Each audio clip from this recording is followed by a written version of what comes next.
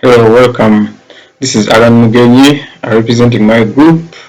I'm going to take you through genetic IMU signal processing for human activity recognition. We are using knowledge distillation for this model. As you can see, the image, it can really tell you what you're going to be dealing with. You're going to be dealing with machine learning. In our abstract, we wrote our concept paper using LaTeX, and really this is what is contained. Spinal cord injuries and stroke patients, as you can see here, it is why we are actually working on this project, the genetic IMU signal processing and for human activity recognition. Why? We've seen these stroke patients, most of the times they can be sitting and they have impaired feeling, so they can't really feel so well. Now we want to design something whereby if maybe this patient is sitting in a poor posture, they can't feel, like they may end up damaging maybe their organs, say the backbone, or maybe they are sitting on an internal organ, as we shall see what is really explained in this concept paper. That's why we decided to come up with this idea. The main objective, want to develop this IMU signal processing model. When it is using knowledge distillation, we are going to talk about all this. So this want to embed this model into an exoskeleton that can help to adjust posture.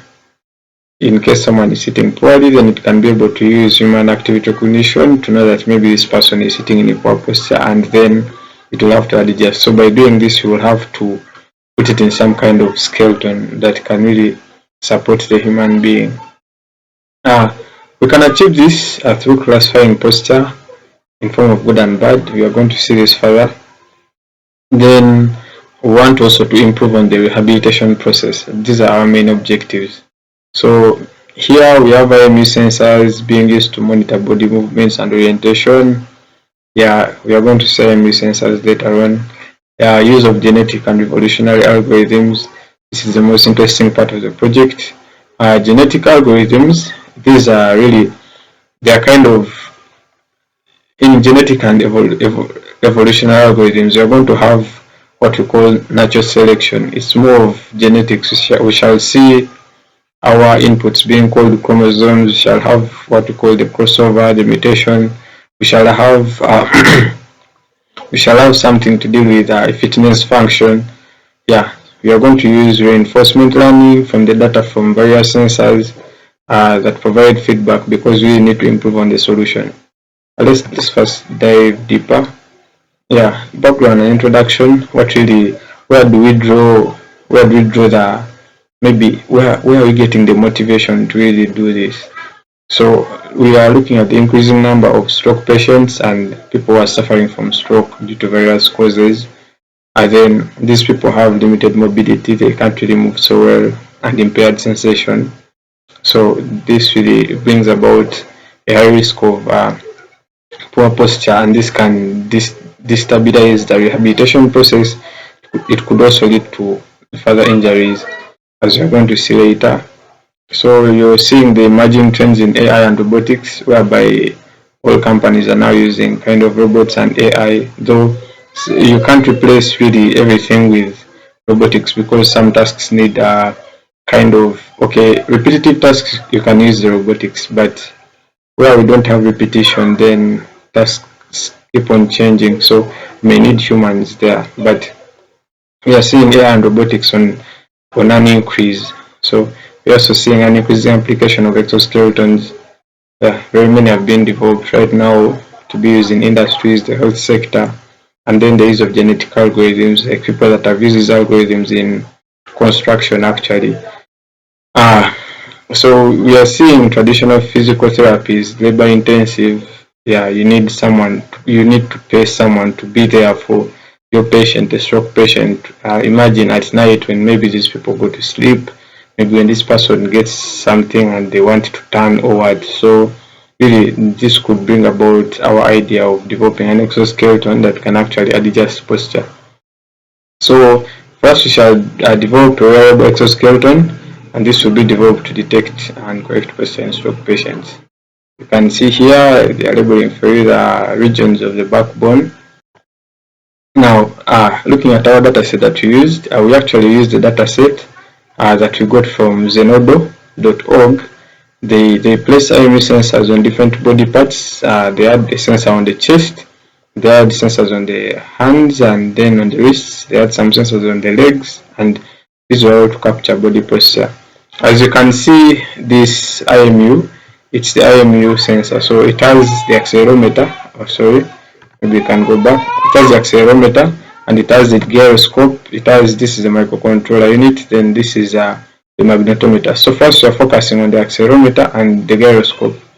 These two, the accelerometer is measuring acceleration while the gyroscope is measuring orientation in maybe a given angle. Say a person is turning or changing direction. So this can help us to track human activity. We can be able to now use this to train our model. So we got this data, but this data really has a lot of unnecessary information to say.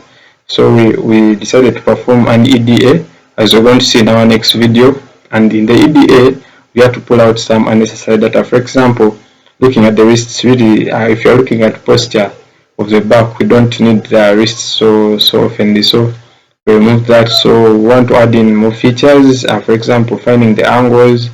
And here we're going to use what we call the genetic algorithm. The genetic algorithm is going to enable us to obtain data that we do not have, but we can actually use whatever we have. Say, for example, if you have the chest and we know maybe the chest can move in this direction, we can compare with the legs and find the angle. Yeah, some kind of that. That's what we're going to use the genetic algorithm for.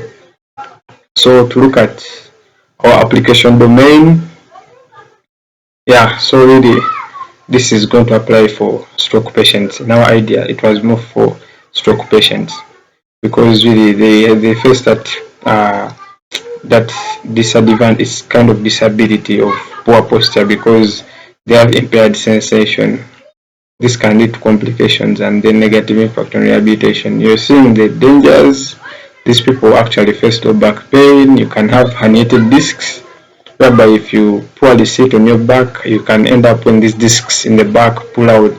And when they pull out, they squeeze the nerves and you can have sensations like you can't sense very well, you can't feel very well.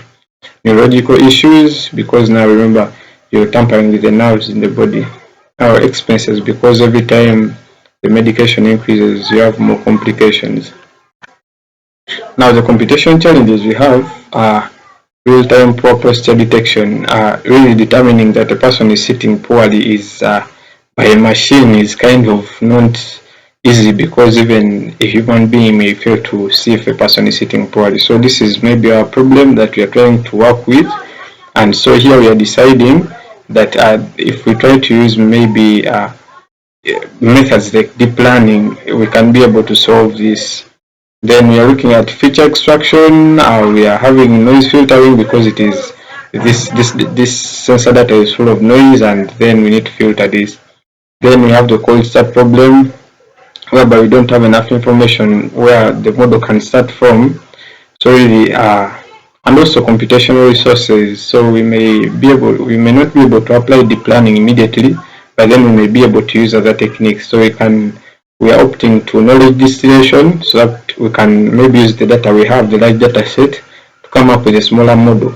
Yeah, this can ease work, and then it is much faster. It can optimize our model. So we have a proposed solution for these challenges.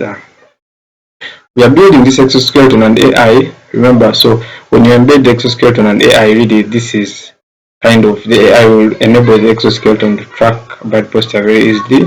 Machine learning models we plan on using human activity cognition. This is to classify movements, genetic algorithms, as I've told you, to get more features that we do not actually have. Then payload estimation, because we need now to know how much load is being applied to the spinal cord. Do we need to reduce? What do we need to reduce? And so on. And then noise distillation for efficiency. Our technical approach, these sensors and data processing, because we need to collect acceleration using accelerometers, gyroscopes, and everything. So we need to pre-process this data, as you've seen in the EDA, as we're going to see in the next video. Then we find the mean, median, variance. Then we also classify good and bad posture. We feed the model. So our expected is from classifying between good and bad posture, then feeding them to the model. So here we shall be using supervised machine learning, whereby we shall label the various data as good posture and then bad posture, so that we can enable our model to understand between bad and good posture.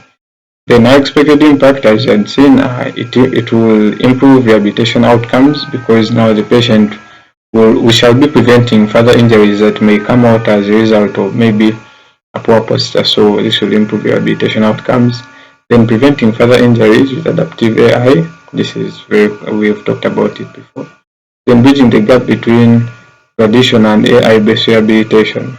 Because traditional, we are going to have people around this patient, but AI rehabilitation, then we are really decreasing on the number of people being there, so it can even become cost effective. Then feature work, real-time posture correction. Really, we need this so much. Then we also plan on expanding the dataset for better accuracy, exploring more adaptive AI techniques. We have seen this when we go back to the challenges that we saw here. These challenges where we had the cold start problem and then real-time challenges. So we expect with time that we shall solve this and we shall be good. Then I really acknowledge our supervisor for this project, and also acknowledge my colleague Benjamin for me working with. You can feel free to contact us here and we can reach out to you. Thank you so much.